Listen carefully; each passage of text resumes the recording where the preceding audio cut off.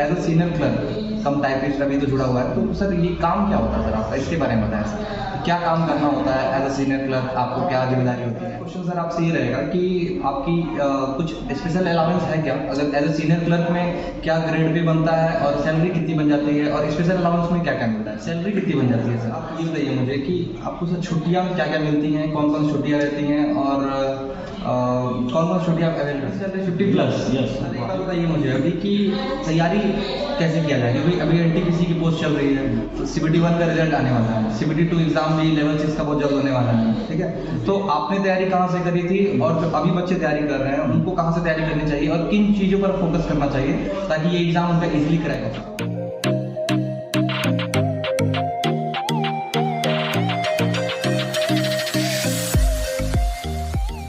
स्वागत है आपका आपके चैनल रेलवे फैन क्लब में, और मैं हूं सनी।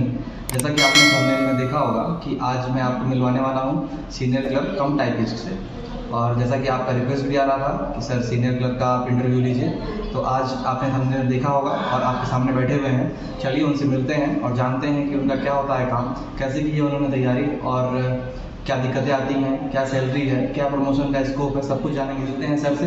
तो धन्यवाद सर, आपने अपना कीमती समय देकर हमें इंटरव्यू देने के लिए माना भी है। तो सर पहला क्वेश्चन ये है आपसे कि आप अपने बारे में बताइए, आपका नाम बताइए सर, किस पोस्ट पर हैं आप, और अभी तक का सफ़र आपका रेलवे के साथ कैसा रहा। मैं कैलाश ठाकरे मध्य प्रदेश का रहने वाला हूँ।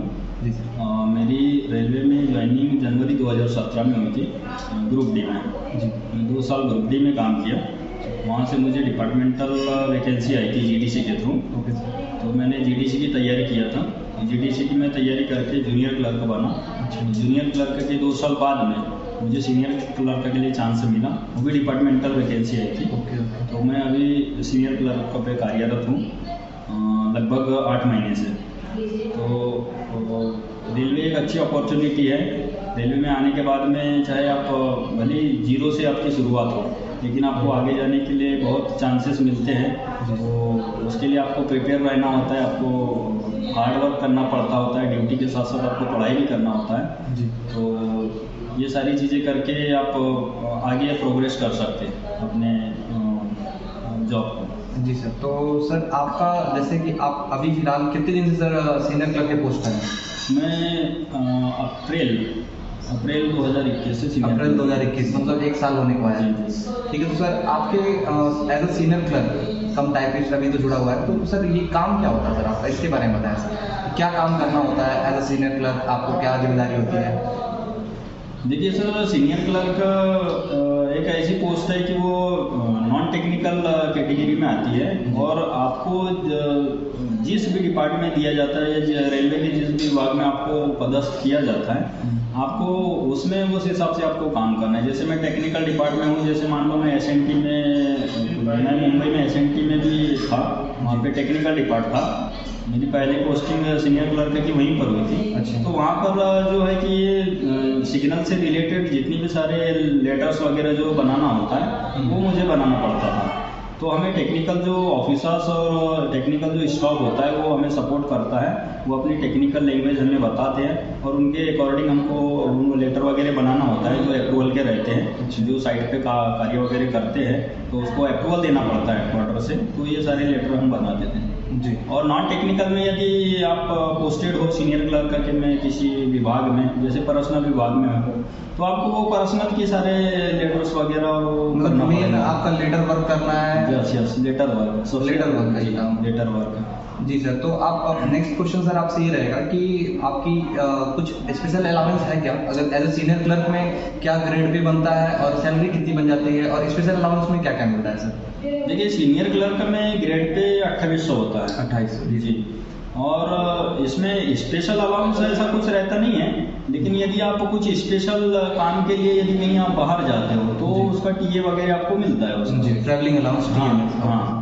और वैसे कोई स्पेशल अलाउंस नहीं रहता है, क्योंकि इसमें जो है आपकी जॉब भी जनरल जॉब होती है आपकी, कोई नाइट नहीं करना पड़ता है, कोई 4-12 नहीं करना पड़ता है जी। तो नॉर्मल है और बेस्ट है, सबसे अच्छा। जी। तो सर आप ये बताइए मुझे कि आपको सर छुट्टियाँ क्या क्या मिलती हैं, कौन कौन छुट्टियाँ रहती हैं, और कौन कौन छुट्टियाँ आप अवेल कर सकते हैं। छुट्टियां तो सर देखिए कि इस जॉब में तो छुट्टियां तो बहुत मिलती है जी। क्योंकि यदि आप हेडक्वार्टर ऑफिस में हो, डीआरएम ऑफिस में हो, तो आपको बहुत अधिक छुट्टियां मिलेंगी कम से कम, क्योंकि सैटरडे संडे तो ऑफ रहता ही रहता है। तो 104 छुट्टियाँ वन ईयर में 104 छुट्टियाँ तो आपकी वीकली हॉलीडे होगी।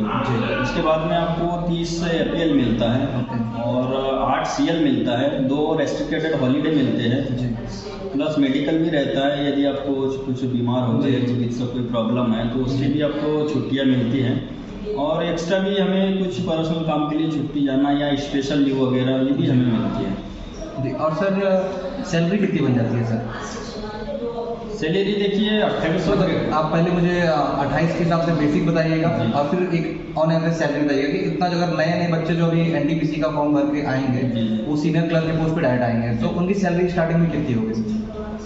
देखिए इसमें सीनियर क्लर्क में ग्रेड पे 2800 रहता है, इसका बेसिक रहता है 29,200 रुपये। 29,200 जी सर। अब इसमें सैलरी का एवरेज ऐसा रहता है कि मतलब कैटेगरी 3 कैटेगरी में बटा है इंडियन रेलवे।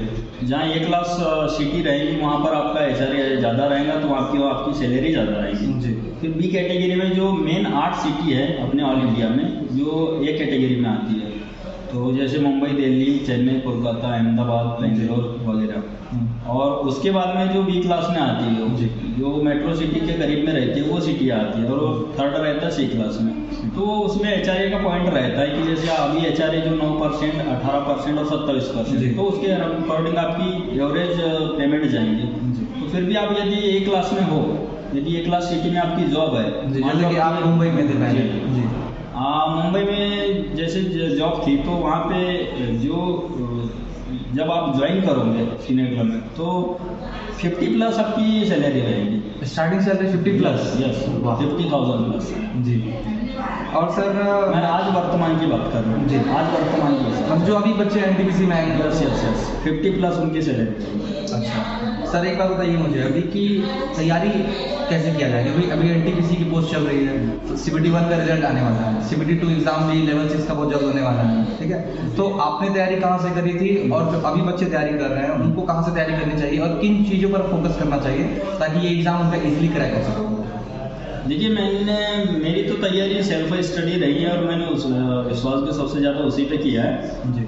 और मैं फोकस के लिए ये बताऊंगा कि जीके और जीएस तो अथाह महासागर जैसा है, आप कितना भी पढ़ो उसको मतलब कमी है वो, और इतना कुछ पढ़ने के बाद में भी हम देखते हैं कि एग्जाम्स वगैरह में वो हमारे हिसाब से कुछ आता नहीं है जी। तो मैं खुद भी जो मैंने फोकस किया था मैं वो चीज़ें बताता हूँ कि मैथ्स और रीजनिंग पे मेरा सबसे अधिक फोकस था जी, क्योंकि ये 2 सब्जेक्ट ही ऐसे हैं कि जिसमें अपन 100 में से 100 ला सकते हैं जी। लेकिन जीके जीएस ऐसा सब्जेक्ट है कि आप चाहे जितना भी पढ़ लो फिर भी आपको थोड़ा कंफ्यूजन रहता है। तो आपको यदि स्कोरिंग करना है तो ये जो 2 सब्जेक्ट है मैथ्स और रीजनिंग, इनको आपको एकदम 100% आपको श्योर होना चाहिए उस पर, और 100% उसको पूरी तैयारी देना चाहिए।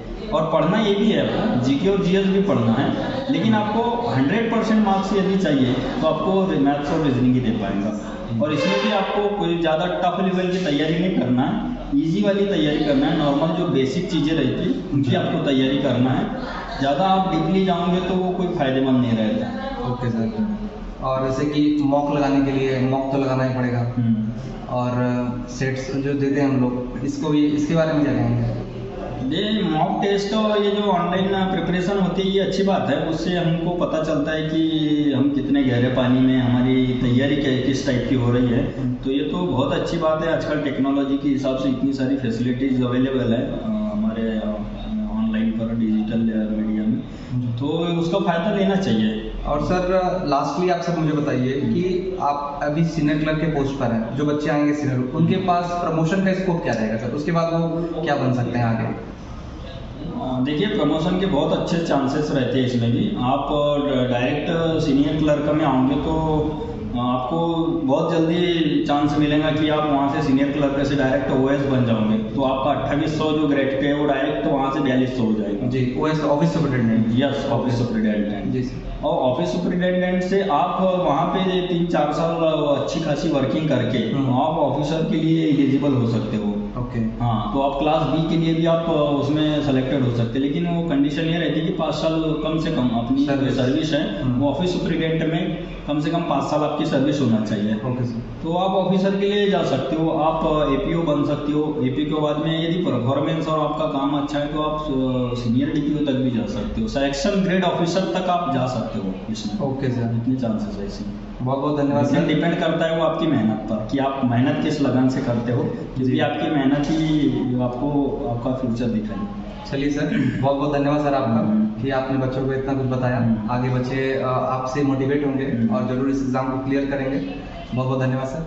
तो दोस्तों, कैसी लगी वीडियो कमेंट करके ज़रूर बताएं। और जैसा कि आपको पता है कि मेरी भी ड्यूटी रहती है, आप लोग कमेंट करते हैं सर इनका इंटरव्यू लीजिए, उनका इंटरव्यू लीजिए। हम थोड़ा लेट हो जाता है क्योंकि आपको पता है कि ऑफिशियल काम रहता है, ड्यूटी भी रहती है। उसके बाद भी आपके लिए इतनी मेहनत कर रहा हूँ, तो चैनल को लाइक करें, शेयर करें, और चैनल पर नए हों तो ज़रूर सब्सक्राइब करें। आपके लिए इतना मेहनत कर रहे हैं तो थोड़ा लाइक तो बनता है भाई। तो मिलते हैं नेक्स्ट वीडियो में, तब तक के लिए जय हिंद, जय भारत।